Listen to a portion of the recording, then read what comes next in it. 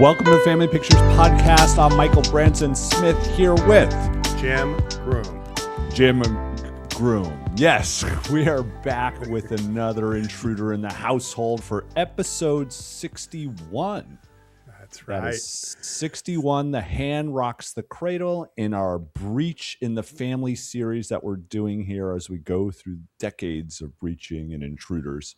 And what's wonderful about this, following immediately up after Fatal Attraction, is in a lot of ways it's almost the same story, but it's a point of view difference, right?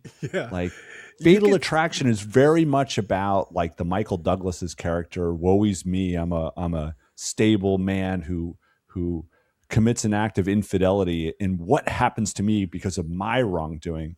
Where this one flips it on its head, and we still have an obsessed woman, but it's all through the women's perspective, the mother and the intruder. It's true. The dad is kind of dad, father, husband is kind of to the side, right? He's a weird character, and we'll talk about that. Yeah, he's a weird guy. Matt McCoy as an actor is so weird because like he's got this like stare that like he's looking through you, like you know, his expressions and he uses really it odd. to great effect in this movie for sure. But to your point, it's almost like Fatal Attraction created a bit of a template for the late 80s to deal with a lot of the anxiety, like we talked about women in the workforce.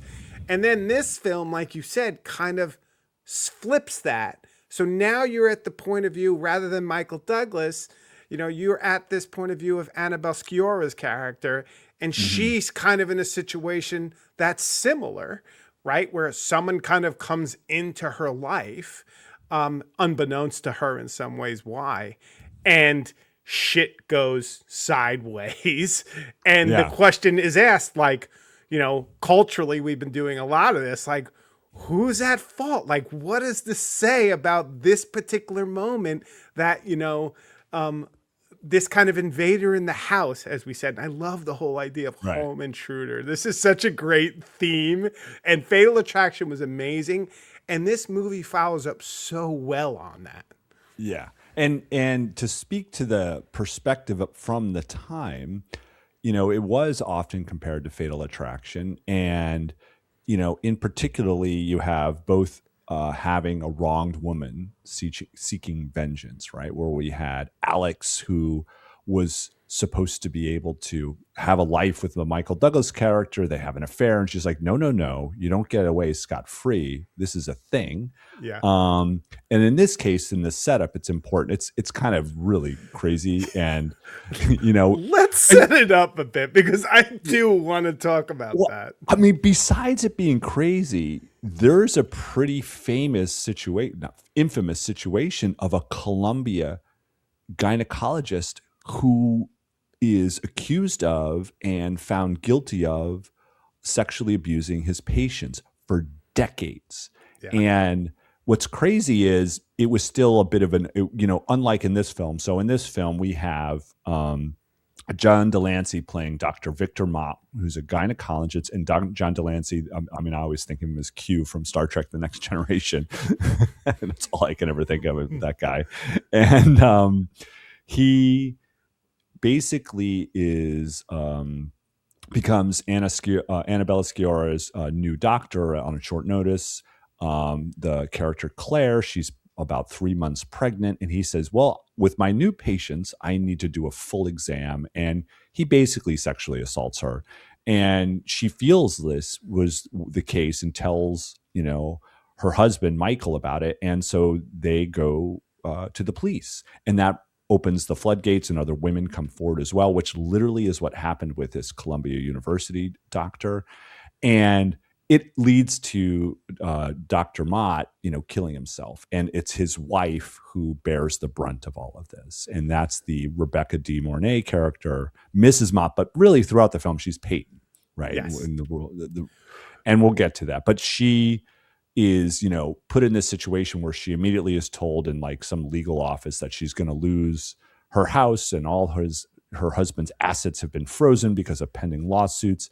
And she's also pregnant. And so she has a miscarriage. And so that's the setup, is the funny thing is, What a she's kind of a setup. sympathetic. It's a fucking crazy setup, and she's somewhat of a sympathetic character because her life is upended and destroyed ultimately. And that's something that I have a hard time getting my head around with her as a sympathetic character. Now, Rebecca De Mornay does a fine job playing this role, and I know a lot of people like, oh, this is amazing. She was amazing. But like, it's so interesting that like you're in a situation, horrible things happen, your husband turns out to be a molester, you lose your child, right? And at the point where all of this stuff goes down, all you can do is, rather than kind of living with the shame and kind of, figuring out like where it is, all you can do is seek vengeance. And like she becomes this immediate like vengeful mastermind from the beginning, right? Like as soon as she's walking down that street, like she's calculating, like she's almost like the Terminator, like here she comes. And Yeah, there's that sense like from the beginning, while I loved the movie and enjoyed it because it was like McDonald's or it was like a train ride, I was like, get on. Like I didn't believe it from the beginning. Like the yeah, way in which they framed him as like news announcing that other people came out, him smoking a cigarette by the window, gun on the desk. What's gonna happen? He's gonna shoot himself. And Antonella was like, wow, this movie, I don't remember it going from 0 to 60 so quick. Because we both saw it in the 90s, like where it's like, oh my God, she was sexually molested. And it's like, oh my God, he blew his head off. And then, oh my God, she lost. It is like boom after boom after boom. And then, by the time she's recovering in the hospital, right, and she sees the, Annabelle Sciorra's character on TV, she knows, and you get the sense of this is where it's going. Now, that's a good thriller, and I know they're setting it up, but like this movie is unbelievable from the get go, right? yeah. Like, I mean, not that it's unbelievable that someone could be molested by a doctor. That's completely believable. But right. like how it starts to kind of go on from there is just, it's outlandish. Part of it's Well, fun, but it's completely outlandish. yeah, and that's the whole point is we have to get through. I mean, and this is in the ultimately why this film is also horror adjacent, right? Like that's the ridiculousness of the quote unquote MacGuffin of this film. The setup is intense and complex. It's not overly complex in a sense. Like you have like the Mrs. Mott character seeing blaming effectively Claire as destroying her life, right? Yeah. Her accuser has destroyed her life, and so ultimately, gosh, there's someone at my door. I'm not going to get a bees here. Ultimately, yeah, sorry for the ringing, It's everyone. it's like Peyton's alarm clock at 3 in the Yeah. morning. Oh my God. With the opera, not quite the opera. So, I mean, there's some important things before we like get into. I mean, because the core of the film is the intrusion as like Peyton decides to pose as someone who's been a nanny, so she can become the nanny of the Bartell household, and all that proceeds in that context is quite a wonderful film. It's a really interesting set of manipulations that as Peyton, Mrs. Mott as Peyton performs throughout the bulk of the film as she slowly manipulates her way into the family. But before we get, and that is what I will spend most of the time Yeah, talking about, totally. I think ultimately. But yeah, the setup and even the finish is kind of crazy, and the introduction of the Solomon And characters, yeah, the it's character crazy. that has to But like be part of the solution, which is not even necessary. But let's go ahead. talk about that for a second because we'll talk about production notes because I think the production notes will bring us to the greatest character in this Yeah, movie, which is the house. But the other beginning is, you have this whole story we heard about the doctor and, the examination and all that goes wrong. So that's one piece. But then the other piece is establishing this amazing house in yeah, Seattle, in the outskirts of Seattle. I think it's really in Tacoma. yep, And, it's like the opening of Stepfather when you go down this street of, suburban America, and you see this big white Victorian house. And I remember when I saw this when it came out in the theaters, and I was like, this is such like catalog house porn. Like it is so Yeah. good. Like the house is Yeah. gorgeous. It's got those, you know, I don't know how you'd say those amazing windows that those Pacific Northwest houses have. Oh yeah, there are all these like window panes. It's like latticed window panes. It's a craftsman's house, not a Victorian. Number one, I'm but sorry. it Thank is. you. Yeah, Thank yeah, you. and it It's big is enough to be a Victorian, damn it. right, but it is it's perfect, right? But it's Oh, also it's perfect. interestingly, I mean, because it's unlike what's the film you just mentioned, in that it's more of a John Hughes neighborhood because it is Yes. incredibly wealthy. Like it is big house after big house that is incredibly well taken care of, and that's a Yeah. big feature of this film is with the resources that this family has, constant improvement is part of the show of wealth, right? Exactly. And the hiring of Solomon to change the But fence, to that's constantly it. paint the house, to create the greenhouse in the backyard. Go ahead, you And had something on your Solomon mind. is so great because that's what actually starts this movie out. Is Yeah, you have this, shady character on a bike who's going and has got this thing behind the bike and it looks all very like, you know, unyieldy, if you will. And then he comes up to the door and knocks, and you start to realize it's an African American or it's a black guy, and he's knocking, played by Ernie Hudson of Ghostbusters fame. yeah, And like he knocks, they don't hear for whatever reason. So then he starts walking into the backyard, and then shit goes crazy because then like everybody in the theater, but even me and Aunt and Ella now were like, "Oh no, black guy in your backyard in this amazingly beautiful craftsman in the early 90s. Like, yeah, you're setting us up, right? Curtis right, Hanson is having a lot of fun right there, setting us yeah, up with like right. so many of the assumptions of this wealthy couple. And then, right, this black guy coming into the neighborhood. And that's like the first invasion, if you will.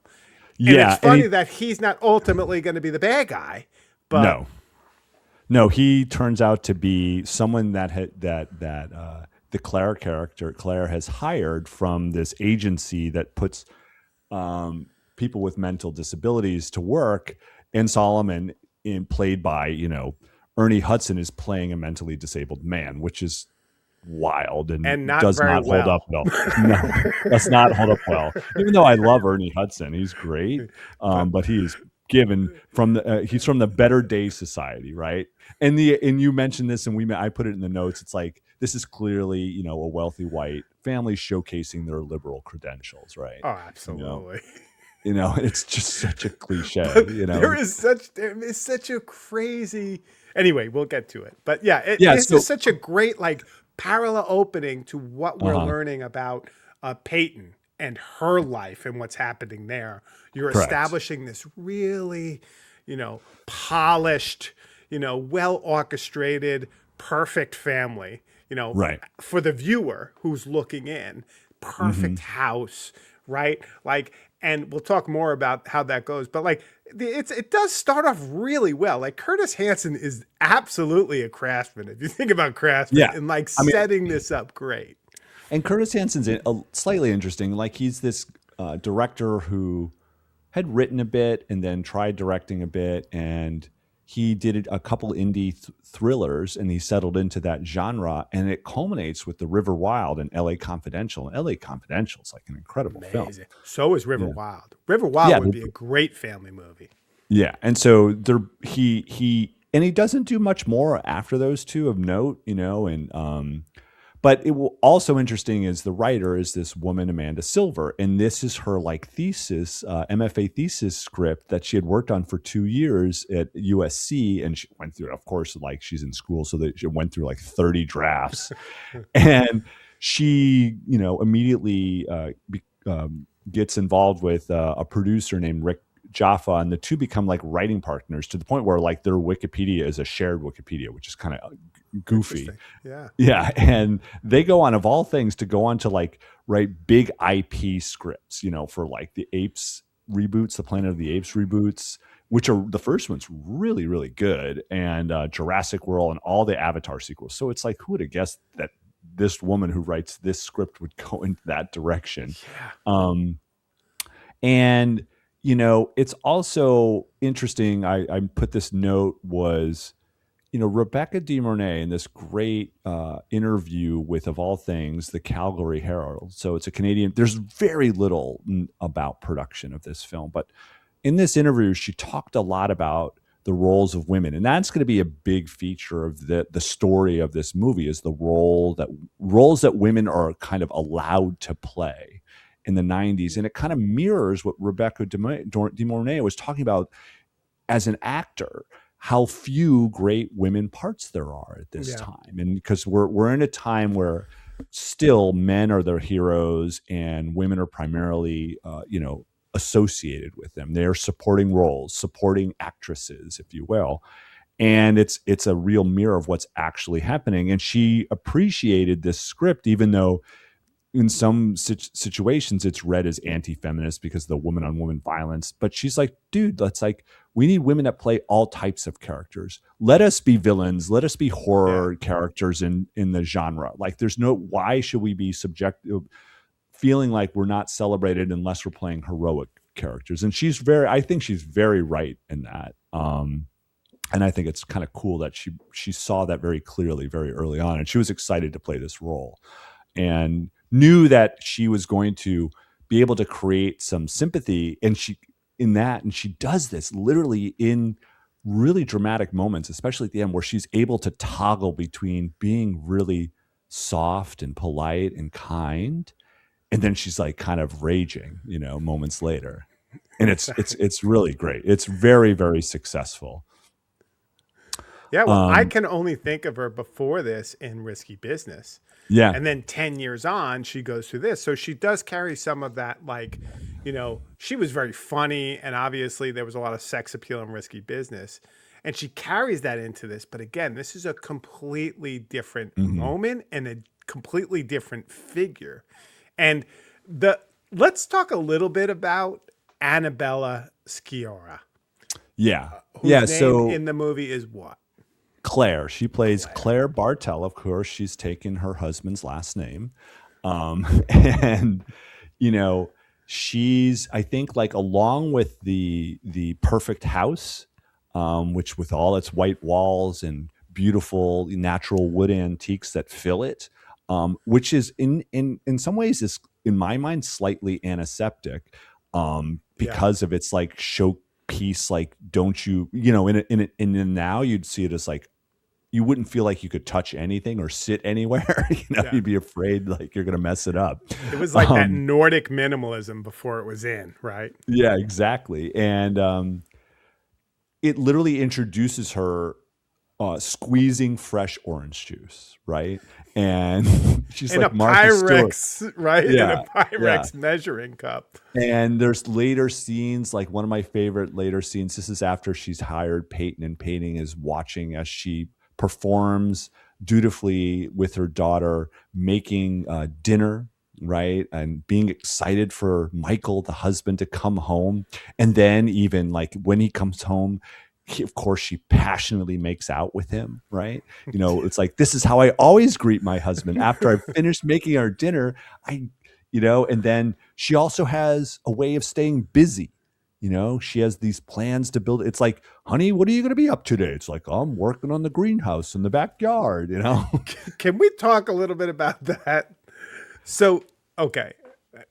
One of the things that's super interesting, and as Antonella and I were watching this, she was like, so, okay, who has a 3-month-old baby and then takes on the project of building a greenhouse in their backyard, in that she needs a nanny for, right? And there's this kind of like, it's implausible. And the fact is she's not even going out to work, right? It's not like she's leaving the house. She's in the backyard.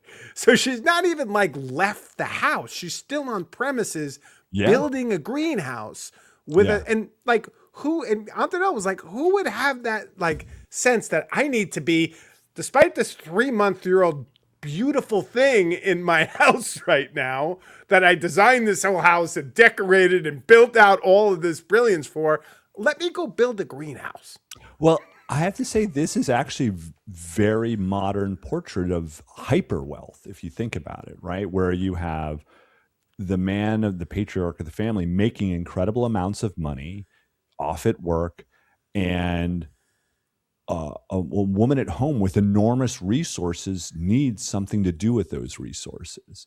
And so the creating of, whether it's a household project or some other side business or whatever, that's, to suit her fancy. And that's what it is. It's to suit her fancy. And Michael says, like, why do you want to do a greenhouse? And it's like, well, it's basically because she can, right? And Yeah. there's a gardening nursery or something, like where the greenhouse is going to be dismantled, and she wants to make use of it, right? So she builds a framework for this really old, glass ceiling fixture that's on this crank, and that features heavily later in the film is a MacGuffin. It's like a Chekhov's gun ultimately, and yeah, it's actually a pretty modern interpretation of hyper wealth and what is a woman to do with her time. That's how I read it ultimately. I mean, but like we lived in Brooklyn, right? When Yeah. you're in Brooklyn, when I lived in Brooklyn in the 90s and into the early 2000s, there were tons of, West Indian nannies with the kids as Yeah. those families were out at work trying to afford living in Brooklyn, by and Correct. large. Some of them Right. were super wealthy, but most of them, even if you were wealthy in New York, you had to work. Here, it just seemed like you have the option to be with this beautiful little baby and you don't really have a job or anything. And yet you bring in this nanny who ruined your whole fucking life because the greenhouse has to get made. You know what I mean? Like, it's just, anyway, you're probably right about the hyper wealth, but yeah, it's another piece of this movie. It's like, But what? that's she's like this domestic ideal of sorts. Ultimately, she's one of the roles that this is what's important to recognize. She's one of the performative roles that women are allowed to play, but it ultimately becomes very fragile, as we learn very quickly as Yes. Peyton enters this space. She's a perfect domestic partner. She's sexually available, and she's occupied. She has, hobbies, if you will. The greenhouse is a hobby that she can occupy herself and stimulate herself, beyond her role as wife and mother. And as Peyton enters, and so what's interesting is how Peyton enters, like from the jump, it's very dramatic, right?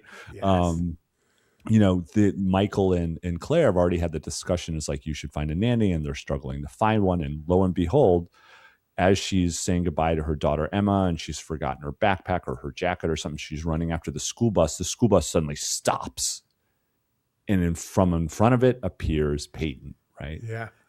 And she's literally walked in front of a school bus, to stop it. And she's like, "Who are you?" And this is strange credulity. She's like, she is this post. So this is Mrs. Mott, right? The Yes. widower.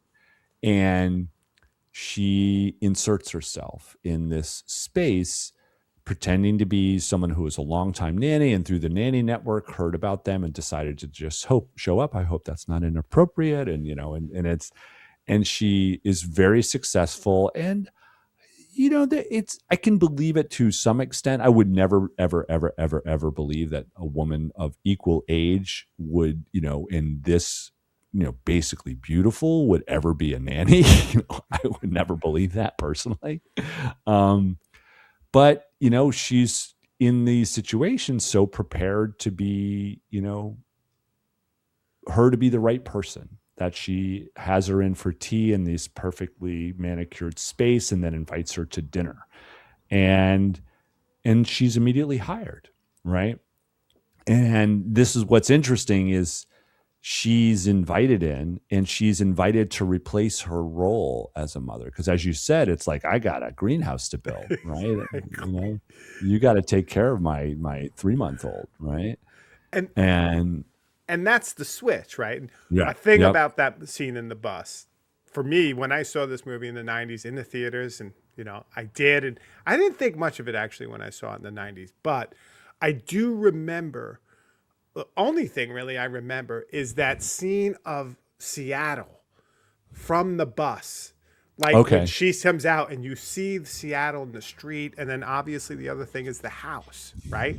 Yeah. And so as our figure Peyton comes into the house, right, and she gets the job, it's really interesting because the first thing is she wakes up at 3 in the morning, right? She's just Yeah. in. She wakes up at 3 in the morning. She goes upstairs to little Joey's, nursery, Hmm. and she goes and grabs a pillow. And she comes, and this is again, Yeah. Hanson messing with us, takes the pillow and like goes over Joe as if she's gonna smother him, Right. and then just props his head up with it. Right. And then actually even worse than, well, not worse, but what you could think of like as like even worse for some maybe would be she doesn't smother the baby, she breastfeeds the baby. Yeah. And that's an interesting kind of like, in this movie, like that's a horrific element, right? Yeah. There were things Right. as nursemaids before, right? Like that's not it's an age old tradition, but in Right. this movie, as if she's stealing, um, as if she's stealing Claire's soul.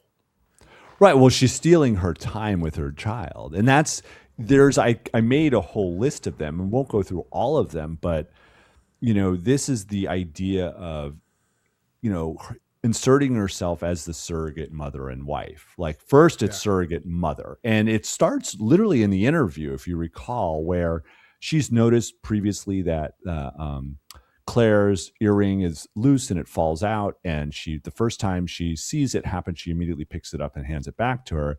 The second time it happens, she picks it up and uses it as a prop to pretend like it's gone into Joey, the baby's mouth. That's And right. she's immediately rescued the baby. And this is like she's immediately essential to keeping this family safe.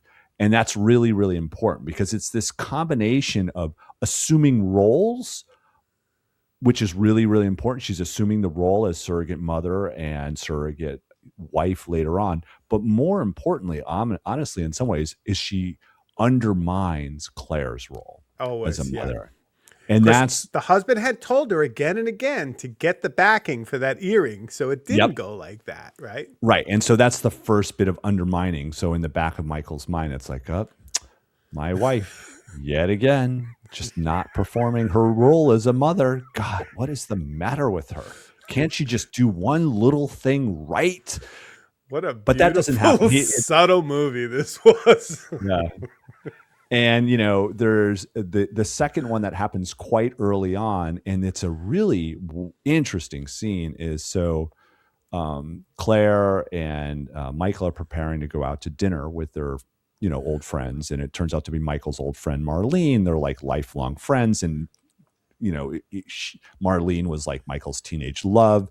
And Marlene is played kick ass by Julianne Moore. And we're going to get into Julianne Moore because she fucking rocks in this movie as in her role.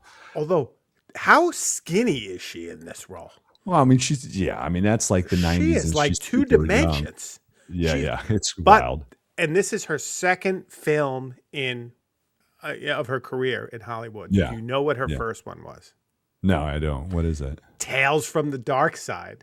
She plays a Oh. yuppie against Steve Buscemi in this called Lot 247 or Lot 249. And it's Steve Buscemi and her side by side. It's beautiful. But anyway, so this is her second Hollywood film. Yeah. And so as they're getting ready again, and this is Peyton is playing this role of doting nanny. She's not, I mean, normally nannies are basically with the kids, and most adults don't want the nanny around, right? Right. They want like That's the true. nanny to like live in the basement, which she literally has a room in the basement, and be kind of invisible.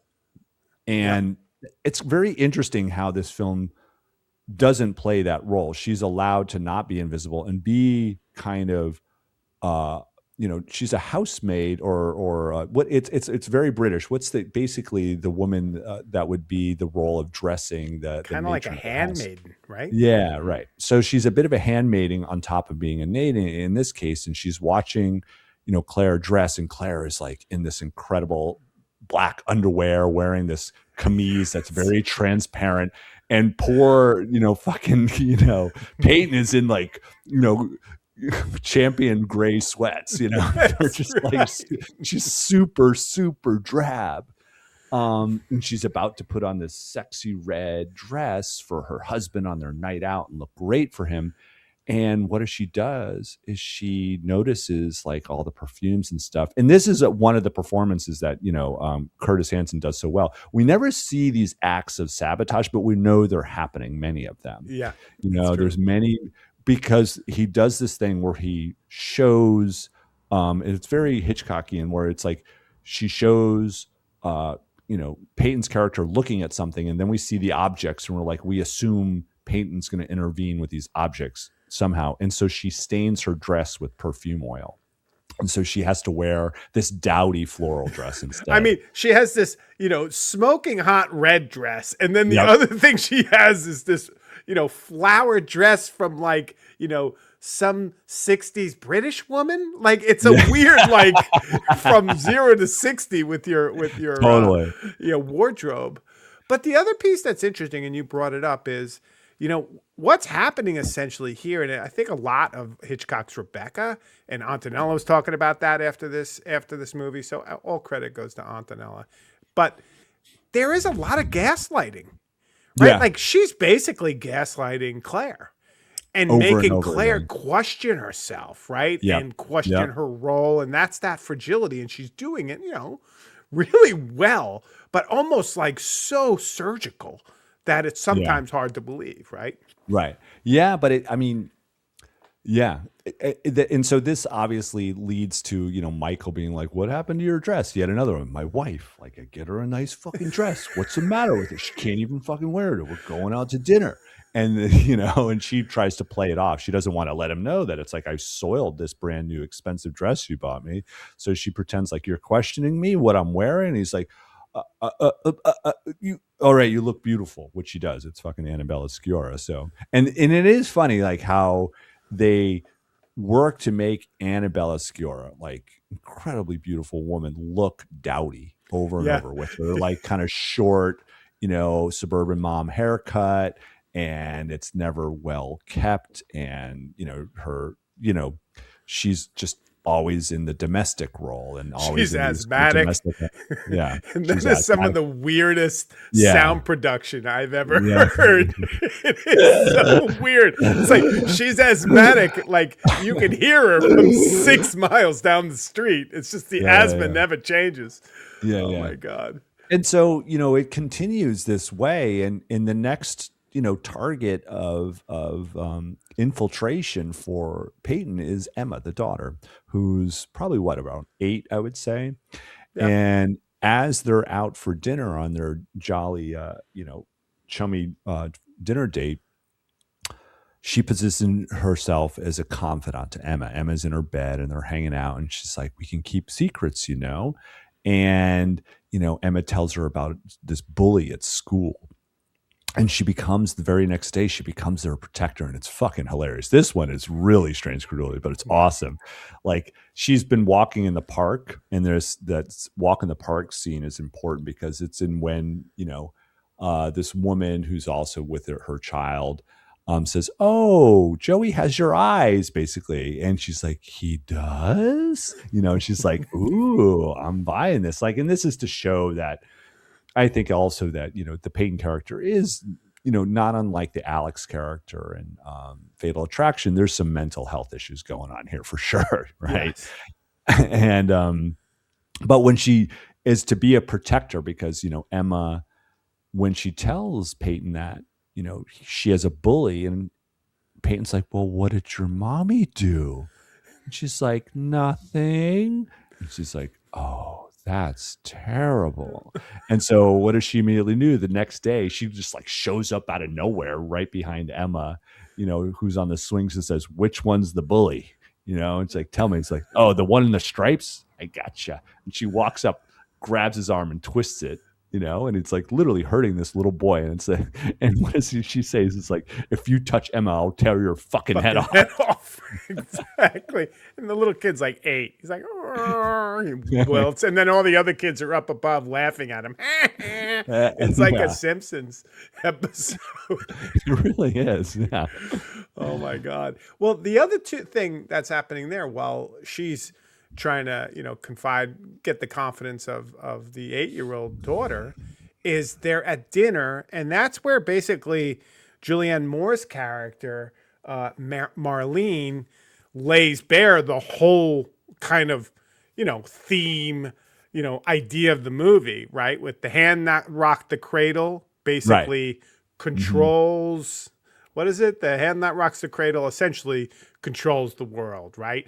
And Right. the fact that she has given up her child, she's given Yep. up her mothering. And it's interesting too, because, Marlene as a character, and you said this already, is super interesting, but she's also the one that's like, I got to be able to work and make $50,000 a year. She Oh, this says that, quote. Yeah, it's cook a great quote. lasagna and give a blowjob. And Yep. like, this is the new Otherwise, she's a fa- situation. otherwise she's a failure, Yeah, right? Yeah, and, exactly. and so let's talk. Let's talk about it. So played by again Julianne Moore, early in her career, but just like throwing fastballs. Yeah, she's good. She's like boss lady. She's like a career woman. She looks great. She dresses super smart. She's like smoking up a She's got a storm. cigarette hanging out the side of her Yeah. mouth. I love And it. she's smart as a fucking whip. And because like when she's first introduced to Peyton, she's like, "Oh, you're wearing Claire's perfume, aren't you? It's That's right. poison." She's immediately like wise to Peyton's. She thinks of her as scheming, and it's funny. She reminded me immediately of the Philip Seymour Hoffman character from The Talented Mr. Ripley. Which is another Oh, that's a great infiltrator, one. like Matt Damon playing That's a Ripley, good one. infiltrating. Actually, that's a You good know, one. she's like a Freddie Miles. Like she's smart and like very self confident, and that's what we love about her. She's super self confident, and Does as you're Dickie know saying, you're here? yeah, Right? yeah, Hmm. and she also gets the way that he gets brained. Something as a foot going to be a foot with poor Marlene. Because yeah, she says at that dinner, along with that quote about the women in the roles are forced to play or assume, and she's the one who's really spelling out like this is what this movie's about, right? Yeah, And it's like totally. we have to play certain roles, but she's talking about Peyton and said in the same thing with it's the more direct version of the hand that rocks the cradle. She says you never let an attractive woman take a power position in your home. It's bad business, meaning Yeah. like you don't women are competing for good men and good family. You don't set up your household to have a competitor, you know? Yeah. It's interesting. Yeah. And so she's incredibly insightful, but she's also excessive, right? She's smoking and drinking and erratic and like, so she's not necessarily someone that's an ideal, but she's an archetype because she's not with family. Like, Yeah. she's like the Alex character of Fatal Attraction. She's had to choose career over family. Yeah, but there is a sense, yeah, she doesn't have a kid yet, but there is a sense that she has a husband or Yeah, boyfriend, yeah. right? Yeah, yeah. But the other thing too is, and I love this piece about Peyton, is Peyton picks up on the relationship Yeah. between Michael and Marlene, and so exploits that. Anything she does, she can exploit. Right. And there's another piece. I guess are we going to talk about this one? Another example of all this is, Michael says to Claire, "Hey, this is my EPA, proposal. I really need to get this mailed today. Yep. Today's the Yeah. deadline of all." Like he Yeah. keeps on saying it. She's like, "Okay, honey, I'll mail it for you." And they go to the botanist. And as you said with Curtis Hanson, you don't actually see Peyton take it, but she ultimately does take the proposal. And then it's one of those strange moments where she's talking with Claire, and she's essentially saying to her, my husband was murdered. And then Yeah. she's like, whoa, what? Murdered? And Yeah. then he's like, yes, but I believe that, what comes around goes around. And then she Yeah. takes the envelope. She goes into the bathroom. She has a Harry. She fucking beats the hell out of the bathroom and With the rips up plunger. the thing. Yeah, with the plunger, and then rips up the thing. And Antonella was like, shouldn't that go in the, like, leaving that around is probably not a good idea in terms of evidence, right? Well, I was assuming she was going to flush it down the toilet personally, but But it was on the No, floor. she didn't do it very cleanly and No, quickly. She was like, she had a tizzy, that's for sure. She lost it. And that of was course- interesting.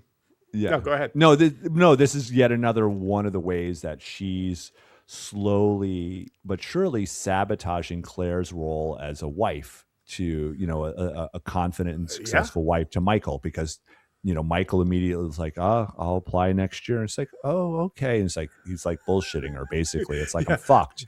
Can This you leave proposal's right gone. now? I'm working. Yeah. Right? I'm working. But and he is. There's No, you go also the end point of that whole thing with the EPA thing is, they go to FedEx, she loses it, she comes back to the car, and for the second or third time now, she has a Asthma attack. And that's the point where Peyton is kind of like, asthma. Right? Like she's putting it away in her collection of what she's going to do next, to fuck with Claire. I love that. Yeah, part. I mean, and she this is the beginning of seeing her as weak. And this is the idea of like Peyton is like, I can be a better version of you. And that's part of this mirror where Peyton is like, not only am I going to be replacing you in this family role, I'm going to be the better version of you.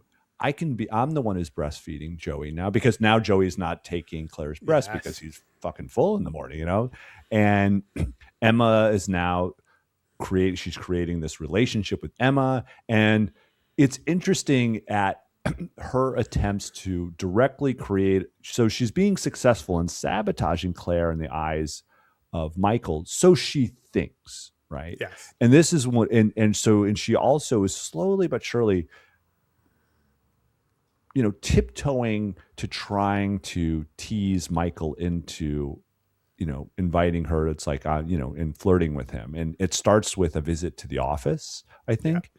Yeah. And, this is the, after the failed FedEx delivery, Michael is like, he's upset, but he's never really perturbed at her. Like, he's a pretty even keeled. Matt McCoy is like, yeah, it's good. Good. Let me take care of my beard. Yeah. And so all he does, she suggests, like, she's been kind of down, and, because she's also related to Michael, like, things aren't the same with Joey. Like, he's not feeding. And he's like, have you called the doctor? Doctor's like, oh, as long as he's gaining weight, he's cool. And so she's like, okay. And so she's relaying some of her concerns to Michael, and he's interested. He's not uninterested in his wife's like concerns. And, so you glimpse they have a healthy relationship, with the making out and like keeping her projects going and the, perfect dinners when he comes home. Of course, it's a great relationship, right? But she's in the doldrums, and Peyton's like, we should plan a surprise party for her. And he's like, okay. He agrees to this. And it becomes, This is the point at which he also starts to stare at her like, the snake in Jungle Book, right? Like, he's like, so you get the sense that he's being a bit hypnotized under her spell, if you will. Right. Yeah, and it's the first time she wears something attractive. She's wearing this tightly fitted blue skirt, and he watches her as she exits his office with her shapeliness. And and so this is it's kind of there's another scene where like there's this noise that Michael wakes up to and Claire does not, where something is spilled, and he goes down to find Peyton cleaning up something she's dropped probably on purpose out of the refrigerator, and he has a bat. It's like, I got to be a protector here, like the cliche, right? I'm going to get that intruder myself. And she's like, oh, it's you. And she's like, "Can I get you anything?" And And she's she's like, massaging the fridge door. yeah, and she's wearing her like pretty dowdy nightgown, but clearly has on nothing underneath it, right? And so he does this. Yeah, he does seem they're giving us a glimpse. It's like, is he falling for this or not? We can't Yeah. tell. He's like, is he hypnotized by this? He And has so, those eyes again, right? Boom. right. But And so I think go ahead. no. Finish up. No, I think so. Peyton thinks she's having some success there, and her final, like what she thinks is going to be the fate of complete, is in the context of the surprise party. Peyton pushes Michael to go meet with Marlene because she's the one who's helping organize it. And there's another spying of Marlene's stuff, like the Tony Curtis Hanson does this thing where it's like, oh, look at all this stuff in Marlene's purse, and she's stolen the lighter out of it. And so Marlene and Michael are old buddies. Like, they were each other's first loves, probably like teenage love or college love. We don't know for sure. And they used to smoke cigarettes together, very like 80s, 90s, like, yeah. And so they are at a bar talking about the party and talking about occurrence, but there's no sexual tension between them at all. No. It doesn't exist, but it's a setup again, because he comes home smelling of cigarettes, and Claire's like, "Where have you been? You smell like cigarettes." And he's like, "Why are you giving me the third degree, woman?" you know? He's not really like that. Luckily, No. he's super nice. But yeah, he's like, "What's up? What's up with you?" And then she's starting to doubt herself, right? And she's Right. kind of falling apart. Right. And it culminates with him accusing, she finds the lighter when she's delivering, because this is yet another task as a good domestic wife. I'm going to deliver the dry cleaning, Yeah. and I'm going to go and we're going to find, oh, what's this lighter in here? And this is where she falls apart and thinks like, you're sleeping with Marlene. And then immediately it's like, surprise, it's a Yeah. surprise party. It's like the "What About Bob" surprise party. Like everyone's Yeah. in the other room, and she's Exactly. a mess. Um, And yeah, even but Marlene is miffed because she's like, "Come on, Claire, we're not that yeah, way. We're friends." yeah, And so and the Peyton wedges is feel holding the complete. 9-year-old Yeah, underneath her. She's got the yeah, 9-year-old there. It's great. right. And so the final kind of wedge that she pulls off is through Solomon, and it's like, so Oh, Solomon has been kept on, and they're just kind of, and literally Michael's quoted at one point where Emma's like, "What's Solomon gonna do once he's finished painting the trim?" And Michael's like, "Well, I guess we'll have to find him another project, 'Cause we've got to keep Claire busy having something to manage, right? Another project." But Solomon has been wise. Solomon has been leery of Peyton early on, and he catches her feeding Joey, yeah, breastfeeding, and he doesn't get it because he's mentally disabled and he's not going to be able to communicate this clearly. But Peyton's got to like now deal with Solomon, and she's like quick and decisive.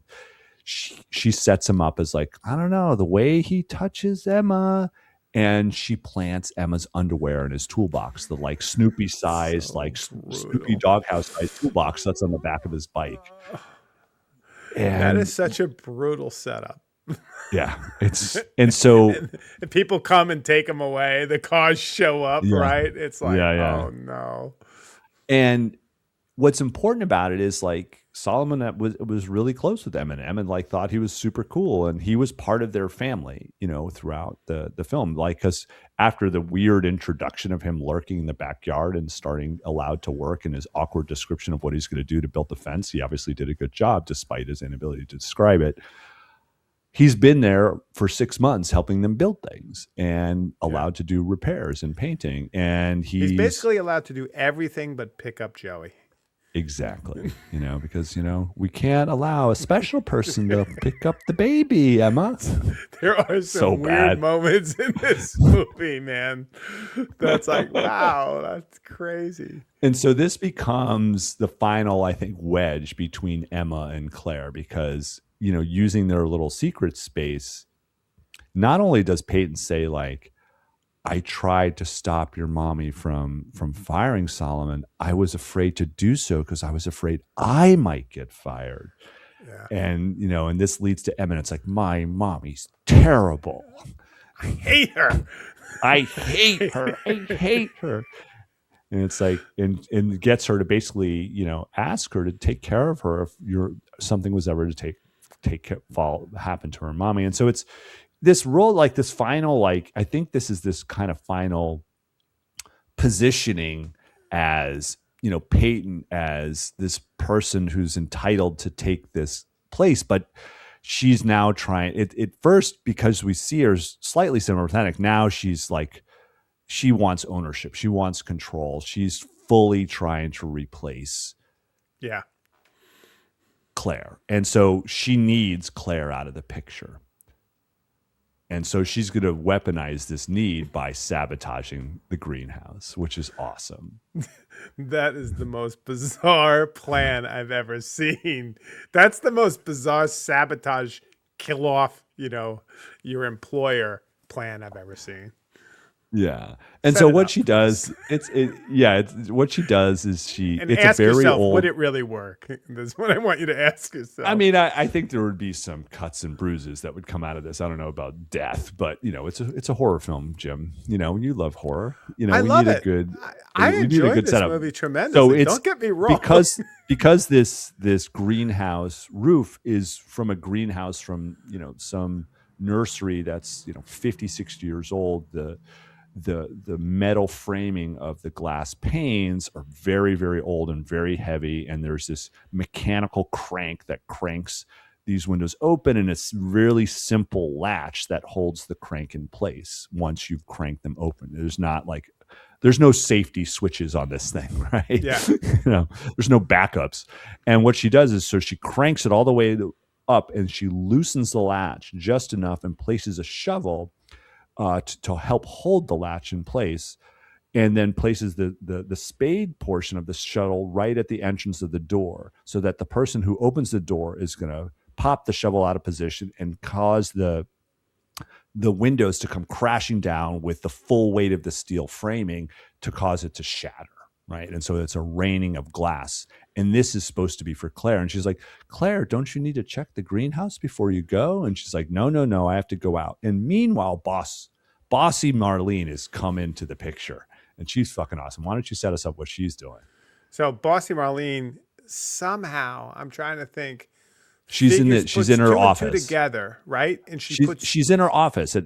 She works as a real estate agent. She basically sees the wind chime at the house that was the doctor's house, which is one of the houses she's selling. That still hasn't sold. Yep. That still hasn't sold. And it was $875,000 in 1992. So That's anyway, crazy. yeah, right. And then she says, "Oh, wind chime." Puts two and two together. She goes and researches the death of the doctor who was the molester, Dr. Mott, and then basically puts two and two together that this Peyton is Mrs. Mott. Yep. And understands that she's gotta, she's on a mission to ruin Claire's life and that family. So she goes to warn Claire, because her and Claire aren't talking right now because of the party. They're on bad terms because she basically was jealous of Marlene, et cetera, et cetera. So she goes there, and then Peyton's like, she's not here, right? And basically kind of says, I don't know where she is. She's out. And then Marlene runs into She doesn't say she's out. She tells her she's in the greenhouse. Oh, she does. Good work. She says she's in the greenhouse. There you go. Marlene goes into the greenhouse because she knows Marlene knows, right? Yep. Because she calls her Mrs. Mott, and she's like, "That's right." It's like, what does Mrs. Mott know about where Claire is? And so she's like, oh, she's in the greenhouse. So she sets her up, and it's convenient, and the glass falls on her, and she's killed. And so what Peyton does immediately is she grabs Joey and goes for a walk to pretend like, I wasn't here when this happened. Yeah. And at the same time, before leaving, she does her second final bit of sabotage, which is she drains all of the inhalers, all of Claire's inhalers of their medicine, of the medicine. Yeah. And so the idea is that Claire is triggered when she goes into the greenhouse and sees Marlene is dead, and she immediately has an asthma I don't attack. think And that's how asthma works. I don't know, like clinically, I don't think asthma is triggered by trauma. by anxiety, I yeah, don't I don't think know. so. I don't think Yeah. so. But anyway, yes, I'm with you. And so, Asthma. well, Asthma? and so she has this Asthma. crazy asthma attack. She fails with the first inhaler, fails with the second inhaler, but she's called 911, thankfully. And we I thought have she this. was dead on the porch. I was like, Oh, oh my so did I. God, she's And dead. and she is. They show her like kind of like. Oh my God. And she stops breathing. But thankfully, the ambulance is on the way, and Peyton sees it, and she's like, "Fuck, fucking ambulances, fucking police," and she's so bummed out. Almost had So my funny. perfect family. But she's not. I would have been there. Exactly. She's like Skeletor. But she's not to be defeated, right?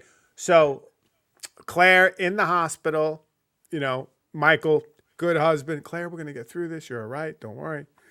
Comes home, long day, just wants to sleep, right? Yeah. Goes out to the greenhouse, right, to kind of lock it up or board it up, right? Oh, And then Michael does, yeah. It's raining.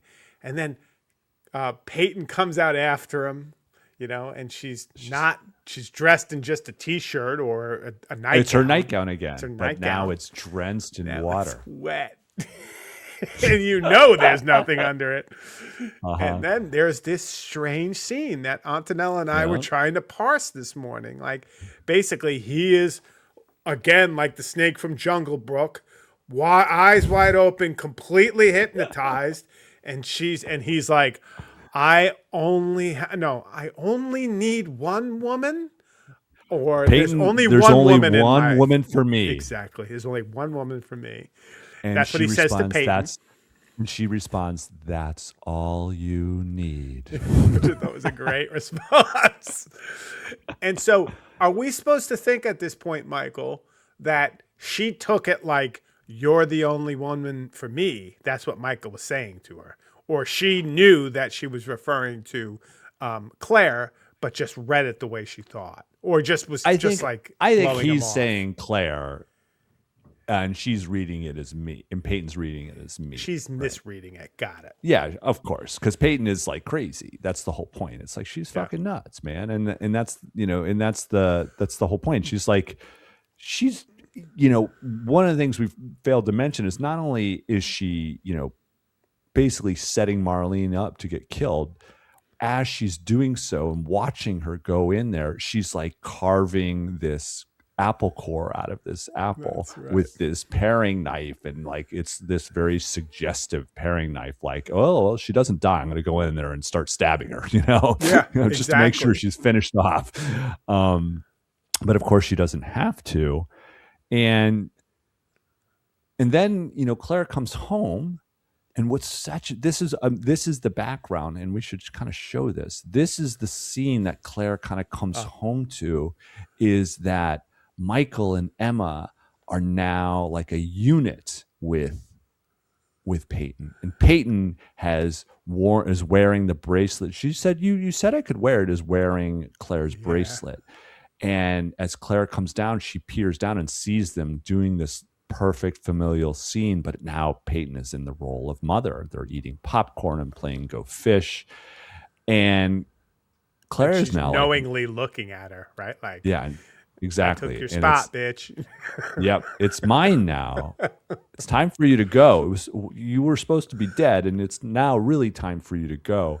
And so basically Claire gets wise to it, and it's strange credulity how she gets wise to it. She finds this note left from Marlene, to her, because Marlene had not only gone to the house, but she had first stopped by the nursery and missed her and left a note. Or no, she had called the nursery, because man, that's the other, just like tech from the 90s is awesome. Marlene's such a badass. She's got a car phone, and it's one of those car phones that are like a full size like handset, that's like somehow connected to the actual monster of a phone that's somewhere in the glove in the middle of the car. And so she's called the nursery, and the nursery had left her a note, and she refines the note and she puts it together, and it's through ceiling, wallpaper lining, and it's stupid, but she figures it Yeah. out. And this leads to the finale ultimately, which is wild and very horror movie and kind of awesome at the same time. It's like Where, Fatal Attraction, right? Like at this yeah, point, it's like exactly. Fatal Attraction. You can't not see Fatal Attraction in this. Yeah. And, they have to defend the house, and Solomon gets involved as a defender. He's like lurking in the background. And there's an earlier quote from Solomon who's like, I will not let you hurt this family. We Yes, are exactly. friends. And it's just so fucked up, the delivery of it all. And Yeah. of course, there's like the shenanigans. Emma is somehow super smart and grabs Joey and hides him, from So Peyton. my favorite part of this last scene Okay. is Yeah. You spell it out. Michael comes down to the basement because he thinks he hears something, right? And he's coming down, and he basically turns around to go up, and Peyton's there, and she fucking pushes him down the stairs. Oh, I know. He falls over. Oh, and she clocks him with a shovel. Oh, that's right, with the shovel. And he Yeah. falls over, and he's all fucked up. And then later on, as the wife is chasing around the house trying to find Peyton as well, because it's kind of like using the house as a place, cat and mouse, whatever, throughout. Yeah. She goes down to Michael, and he's like, I'm all right, but both of my legs are broken, so I can't do anything. And that was like a perfect, metaphor for Michael the whole movie. Like, he was useless. It was not about He's him. totally useless. He was useless, Which and is great. I loved it. love that it's so important that it isn't about him, right? And It isn't. Yeah. the finale leads to basically Claire's like, I'm going to defend my family. And she comes up to the attic where Solomon is trying to whisk, Joey and Emma away through the attic window, and gets caught by Peyton. But Claire comes behind with a knife. And at this point, Peyton's got a fire poker, and she's wielding it like, a bat. And Claire immediately gets beat up, and she starts to have yet another asthma attack. And this is like the best finale line, because this is the delivery in the name of it. It's my family, right? She says, she taunts Claire, Your and husband, she had told what did she Emma say about the husband? Yeah. She said, look, it's like when your husband makes love to you, it's my face he sees. When your baby's hungry, it's my breast that feeds him. And look at you. When push comes to shove, you can't even breathe. And so in her mind, the substitution's complete. But Claire's feigning this asthma attack, and she gets up and she ends up shoving, Peyton out the window, which, end of Peyton. This might be the first movie I've seen where asthma plays such a crucial role. I have to say, I mean, it would not be on my list of movies about asthma, but now I got to go back and look at them. Yeah. But it ultimately is this kind of interrogation of what's the right kind of mother, and Peyton is competing to be super mother, right? It's like, I'm going to be the better Clara, as I had already mentioned. It's like, you have to be attentive and attractive. You have to be domestic, but also ready to rock in the bed, right? And you got to christen every room of the house. Yeah, that fucking quote. I was like, what? It's such a weird movie. It works on so many different registers at once. It's like, what? Like the whole underwear of the girl, and then the molesting doctor. It's like, me and Antonella, we didn't remember any of this crazy shit. Yeah. This is such a crazier movie, but it also has this interesting, and we've talked about it, it's considered yuppie horror. And there Yeah. are several movies in the early 90s. The one I think of most is Pacific Heights, where Michael Keaton is a renter and Matthew Modine, and I forget who plays his wife, are basically bought this and they need to rent it to pay for this beautiful house in San Francisco. And Michael Keaton uses the law against them and ruins them and makes their life hell. And then there's Unlawful Entry with Ray Liotta and Kurt Russell, where Ray Liotta plays a cop who's abusing his power to like haunt this couple. There's Yeah. the Sleeping with the Enemy. Is that what it was Yep. called? Yeah. Yep. So there's all these like yuppie horror films in the early 90s. And the thing about them that's interesting is so many of them have this veneer like this one where they're very polished. They take place in real space, and I like that about them. But there's something very polished and fake about everything. It's interesting. It's such an interesting like mini genre of that decade. Yeah. I mean, I'm sorry, I'm blanking. What's the film we were compared to the lower middle class family with Firstborn, one of the greatest movies Firstborn. we've watched so far of the 61. Yeah, it's so interesting to think of Firstborn in contrast to this because it's a mirror of like the intruder is this man into the family of a single mother.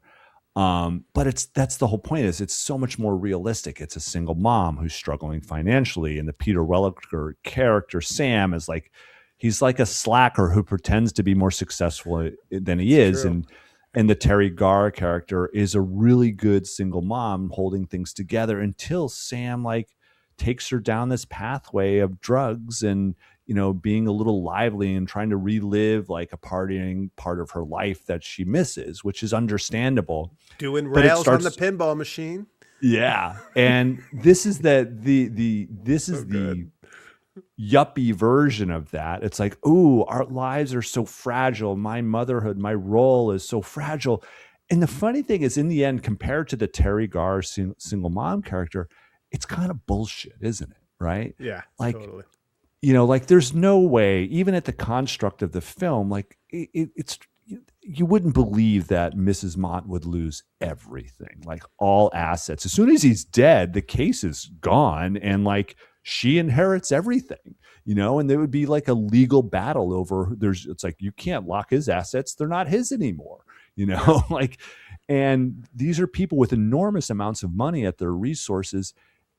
And that's the funny thing is like, if you really go into it, it's like these people are going to be fucking fine no matter what, because they're generally wealthy. They're very stable versus the Terry Garr and Firstborn single mom. Like you could see how things could more likely fall apart as she gets involved with the wrong guy, which happens all the time. Yes. And how it impacts the kids and how it's like destructive and, yeah. It's a great comparison of like the intruder from the 80s and the intruder from the 90s and how the yuppies take over the scene. But one of the things that's super interesting is that consistently across both those movies, the Volvo station wagon remains intact. From Fatal Attraction, right? Yeah. It's Fatal Attraction. It's Firstborn. It's in this. Like that is there's a whole thing. Like what happened? Like every family that is middle or upper middle class needs to have this class, or even lower middle class needs to have this car. My mom had that car. She was a single mom, just like Terry Garr. Yeah. We didn't. So, I feel bad. I now wanted to. I'm going to pretend I had that car. My family. I'm going to just say we had it. Yeah. All right, cool. Well, I think we did the Hand That Rocks Cradle justice, and I'm enjoying this one. And where do we go now? We're going into the 2000s, so we can leave our people to guess. We're not gonna let them know. And I agree with you, and we won't let them down. But a little postscript on this: the Home Intruder. Actually, the more I think about it, the more many films like Firstborn that we did, or Stepfather. Like this is a wide one that we can really reread these 90s, 2000s, and 2010s and 20s that we're going to do into the 80s and 70s films we did even. Yeah. Super cool. All right. Very cool. So yet another one in the books, Jim. 61 is done. Yeah. Bye, everybody. Bye-bye.